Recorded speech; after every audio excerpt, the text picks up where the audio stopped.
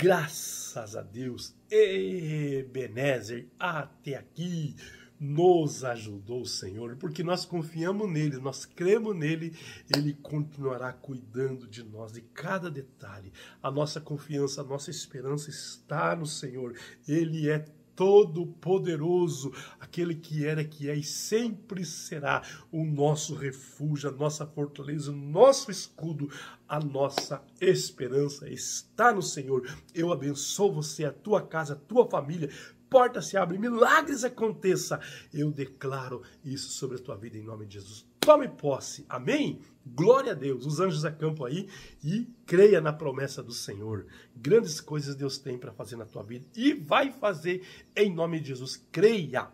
Hoje nós vamos ler João capítulo 10 ao 12. João capítulo 10. Jesus disse, eu afirmo a vocês que isto é verdade. Quem não entra no curral das ovelhas pela porta, mas pula o muro, é ladrão e bandido, mas quem entra pela porta é o pastor do rebanho. O porteiro abre a porta para ele. As ovelhas reconhecem a sua voz quando ele os chama pelo nome. Ele os leva para fora do curral. Quando todas estão do lado de fora, ele vai na frente delas e elas seguem porque conhecem a voz dele. Mas de jeito nenhum seguirão um estranho, pelo contrário, elas fugirão, pois não conhecem a voz de estranhos. Jesus fez essa comparação, mas ninguém entendeu o que ele queria dizer. Então Jesus continuou, eu afirmo a vocês que isso é verdade. Eu sou a porta por onde as ovelhas passam. Todos que vieram antes de mim são ladrões e bandidos, mas as ovelhas não deram atenção à voz deles. Eu sou a porta, quem entrar por mim será salvo. Pode entrar e sair e achará comida. O ladrão só vem para roubar, matar e destruir, mas eu vim para que as ovelhas tenham vida e a vida completa. Eu sou o bom pastor, e bom pastor da vida pelas ovelhas. Um empregado trabalha somente por dinheiro. Ele não é pastor e as ovelhas não são dele. Por isso, quando vem o lobo chegando, ele abandona as ovelhas e foge. Então, o lobo ataca e espalha as ovelhas. O empregado foge porque trabalha somente por dinheiro e não se importa com as ovelhas. Eu sou o bom pastor, assim como o Pai me conhece, eu conheço o Pai. Assim também conheço as minhas ovelhas e elas me conhecem. Eu estou pronto para morrer por elas. Tenho outras ovelhas que não estão neste curral. Eu preciso trazer essas também e elas ouvirão a minha voz. Então elas se tornarão um só rebanho, como um só pastor. O Pai me ama, porque eu dou a minha vida para recebê-la outra vez. Ninguém tira a minha vida de mim, mas eu a dou por minha própria vontade. Tenho o direito de dá-la e de torná-la a recebê-la, pois foi isso que o Pai me mandou fazer. Quando ouviu isso, o povo se dividiu outra vez. Muitos diziam, ele está dominado por um demônio, está louco.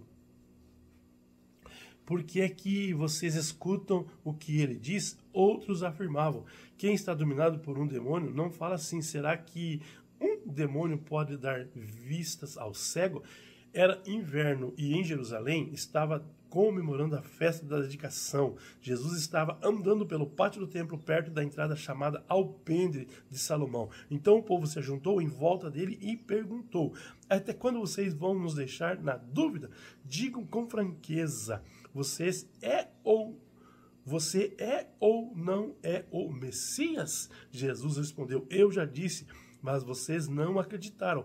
As obras que eu faço pelo poder do nome do meu Pai falam a favor de mim, mas vocês não creem, porque não são minhas ovelhas. As minhas ovelhas escutam a minha voz e eu as conheço e elas me seguem. Eu lhe dou a vida eterna e por isso elas nunca morrerão. Ninguém poderá arrancá-la das minhas mãos. O poder que o meu Pai me deu é maior que tudo e ninguém pode arrancá-las da mão dele. Eu e o Pai somos um. Então eles tornaram a pegar pedras para matar Jesus. E ele disse, eu fiz diante de vocês muitas coisas boas que o Pai me mandou fazer por causa de qual delas vocês querem me matar? Eles responderam: não é por causa de nenhuma coisa boa que queremos matá-lo, mas porque ao dizer isto você está blasfemando contra Deus, pois você, que é apenas um ser humano, está se fazendo de Deus. Então Jesus afirmou: na lei de vocês está escrito que Deus disse: se vocês são deuses, sabemos vocês são deuses. Sabemos que as escrituras sagradas sempre dizem a verdade e sabemos que de fato Deus chamou de deuses aquele que receberam sua mensagem. Quanto a mim, o Pai me escolheu, me enviou ao mundo. Então por que vocês dizem que blasfemos contra Deus quando afirmo que eu sou filho dele? Se não faço o que o meu Pai manda, não creiam em mim. Não creiam em mim. Mas se eu faço e vocês creem em mim, então creiam pelo menos nas coisas que eu faço. E isso para vocês fiquem sabendo de uma vez por todas, que o Pai vive em mim e eu vivo no Pai. A essa altura tentaram novamente prendê-lo, mas Jesus escapou das mãos deles. Então voltou de novo para o lado leste do Rio Jordão, foi para o lugar onde João Batista tinha batizado antes, ficou lá. E muita gente ia vê-lo dizendo: João não fez nenhum milagre, mas tudo o que ele disse sobre Jesus é verdade. E naquele lugar muita gente creu em Jesus. João capítulo 11. Um homem chamado Lázaro estava doente e ele era do povoado de Betânia, onde Maria e a sua irmã Marta morava. Esta Maria era a mesma que pôs o perfume nos pés do Senhor Jesus e enxugou com seus cabelos. Era o irmão dela, Lázaro, que estava doente. As duas irmãs mandaram dizer a Jesus: Senhor, o seu querido amigo Lázaro está doente. Quando Jesus recebeu a notícia, disse: o resultado final dessa doença não será a morte de Lázaro. Isso está acontecendo para que Deus revele o seu poder glorioso e assim, por causa dessa doença, a natureza divina do Filho de Deus será revelada.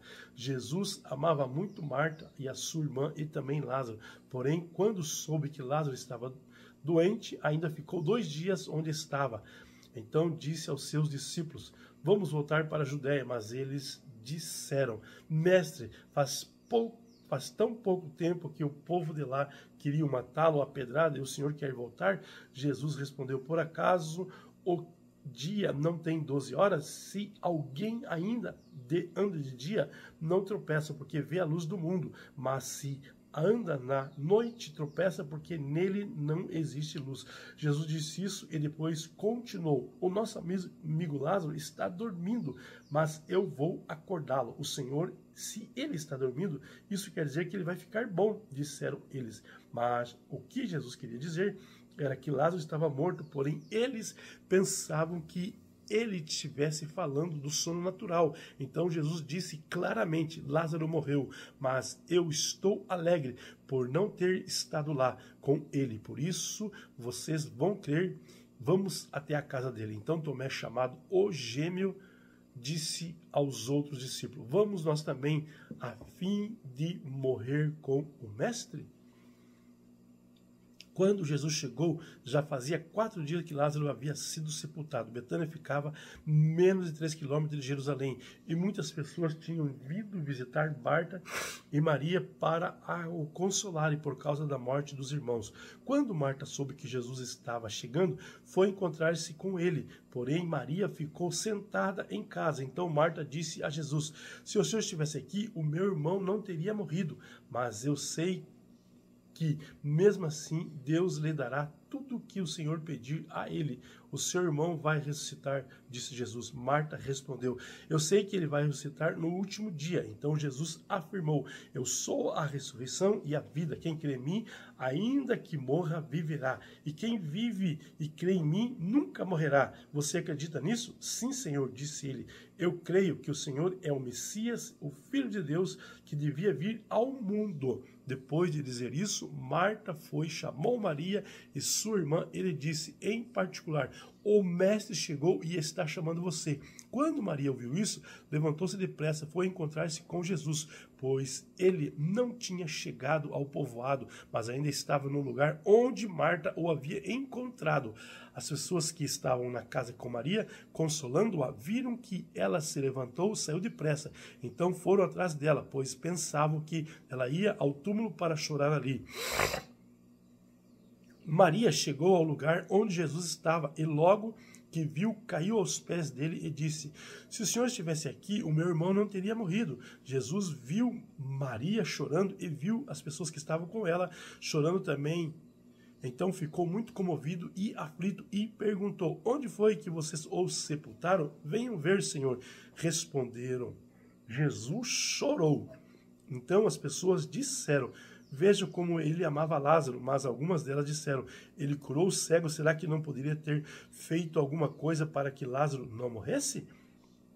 Jesus ficou outra vez muito comovido. Ele foi até o túmulo, que era uma gruta com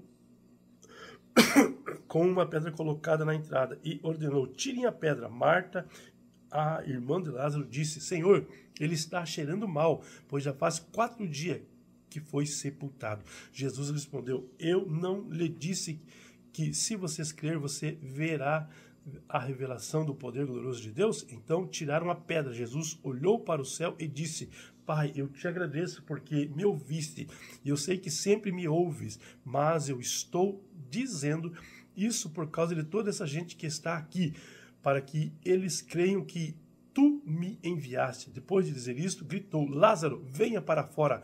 E o morto saiu, e os seus pés e as suas mãos estavam enfaixadas com tira de panos, e o seu rosto estava enrolado com um pano. Então Jesus disse: desenrolem as faixas e deixem que ele vá. Muitas pessoas que tinham ido visitar Maria viram o que Jesus tinha feito e creram nele, mas algumas pessoas voltaram e contaram aos fariseus o que ele havia feito. Então os fariseus e o chefe dos sacerdotes se reuniram com o conselho superior e disseram: o que é que nós vamos fazer? Este homem está fazendo muitos milagres. Se deixarmos que ele continue fazendo essas coisas, todos vão crer nele. Aí as autoridades romanas agirão contra nós e destruirão o templo e o nosso país. Então Caifás, que naquele ano era o grande sacerdote, disse: vocês não sabem nada. Será que não entendem que para vocês é melhor que morra apenas um homem pelo povo do que deixar que o país todo seja destruído?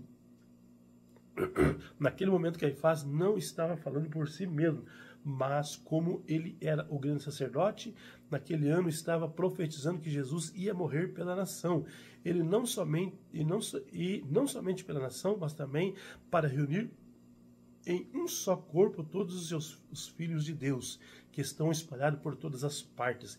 Então, daquele dia em diante, os líderes judeus fizeram planos para matar Jesus. Por isso, ele já não andava publicamente na Judéia, mas foi para uma região perto no deserto, a uma cidade chamada Efraim, e ficou ali com seus discípulos.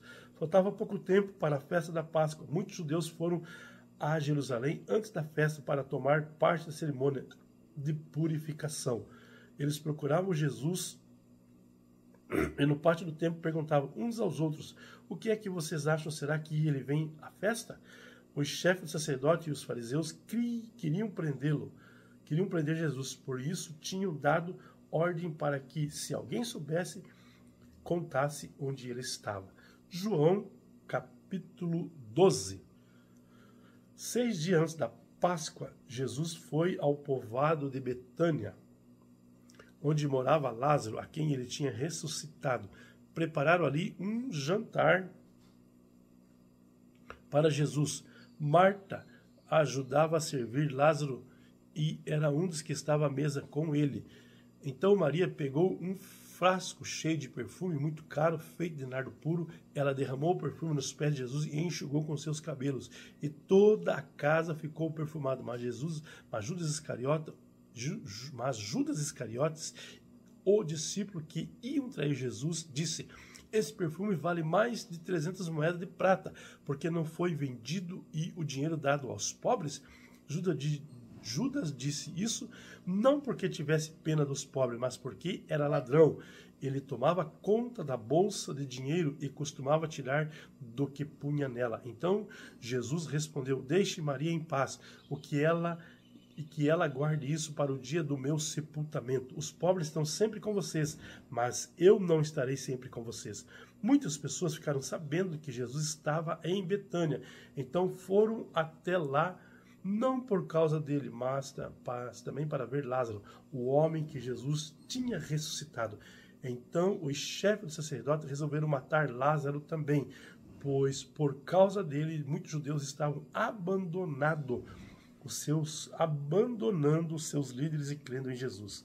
No dia seguinte, a grande multidão que tinha ido à festa da Páscoa ouviu dizer que Jesus estava chegando a Jerusalém. Então eles pegaram ramos de palmeira e saíram para encontrar com ele, gritando: Hosana, que Deus abençoe sempre que vem em nome do Senhor, que Deus abençoe o rei de Israel. Jesus procurou um jumentinho e montou, como diz as escrituras sagradas: povo de Jerusalém, não tenham medo, veja, aí vem o seu rei, montado num jumentinho.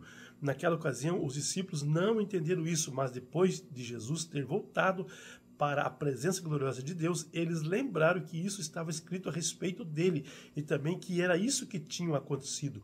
A multidão que estava com Jesus, quando ele havia chamado Lázaro para fora do túmulo, tinha ressuscitado e espalhou a notícia do que tinha acontecido.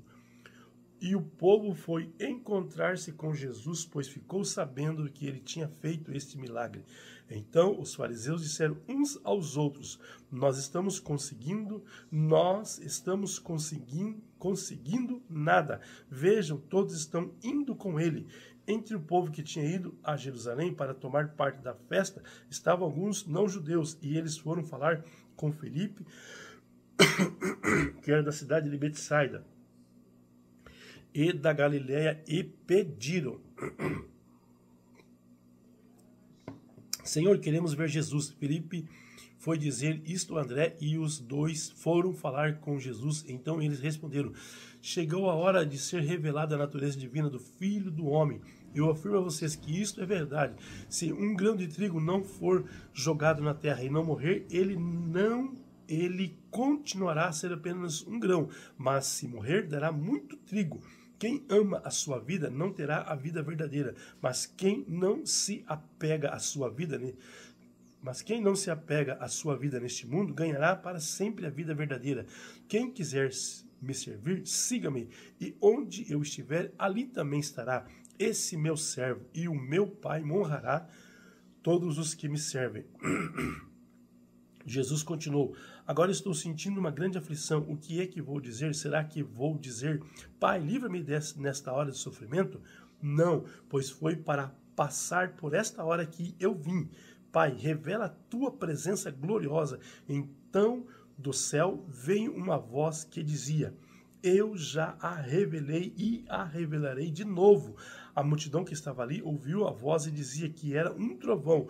Outros afirmavam que um anjo tinha falado com Jesus, mas ele disse: não foi por causa que veio esta voz, mas por causa de vocês. Chegou a hora de este mundo ser julgado, e aquele que manda nele será expulso. E quando eu for levantado da terra, atrairei todas as pessoas para mim. Ele dizia isso para indicar de que maneira iria morrer. A multidão perguntou: a nossa lei diz que o Messias vai viver para sempre. Como é que o Senhor diz que o Filho do Homem precisa ser levantado da terra? Quem é esse Filho do Homem? Jesus disse: a luz está com vocês. Ainda um pouco mais. Vivam a sua vida enquanto vocês têm essa luz, para que a escuridão não caia de repente sobre vocês. Quem anda na escuridão não sabe para onde vai. Enquanto vocês têm a luz, creiam na luz, para que possam viver na luz. Depois de Jesus disse isso, foi embora e se escondeu do povo. Ele tinha visto Jesus fazer todos esses milagres. Eles tinham visto Jesus fazer todos esses milagres, mas não criam nele, para que se cumprisse o que disse o profeta Isaías. Senhor, quem creu na nossa mensagem, quem viu que era o Senhor que estava agindo, não podiam crer porque, como disse Isaías, deu cego aos olhos deles e fechou a mente deles para que não vejam e não entendam e não volte para ele e sejam curados por ele. Isaías disse isso porque viu a revelação da natureza divina de Jesus e falou a respeito dele. No entanto, muitos líderes judeus creram em Jesus, mas não falavam publicamente a favor dele para que os fariseus não expulsassem da sinagoga. Eles gostavam mais de ser elogiados pelas pessoas do que ser elogiado por Deus. Jesus disse bem alto: quem crê em mim, crê não somente em mim, mas também naquele que me enviou. Quem me vê, vê também aquele que me enviou. Eu vim ao mundo como luz, para que quem crê em mim não fique na escuridão. Se alguém ouvir a minha mensagem, não a praticar, eu o não julgo, pois eu vim para salvar o mundo e não para julgá-lo. Quem me rejeita e não aceita as minhas mensagens, já tem quem vai julgá-lo. As palavras que eu tenho dito serão o juiz dessa pessoa no último dia. Eu não tenho falado em meu próprio nome, mas o Pai que me enviou, a quem me ordena o que devo dizer, anunciar. Eu sei que os seus mandamentos dá a vida eterna. O que digo é justamente aquilo que o Pai me mandou dizer. Amém? Que Deus abençoe você ricamente, poderosamente. Amém? Graças a Deus.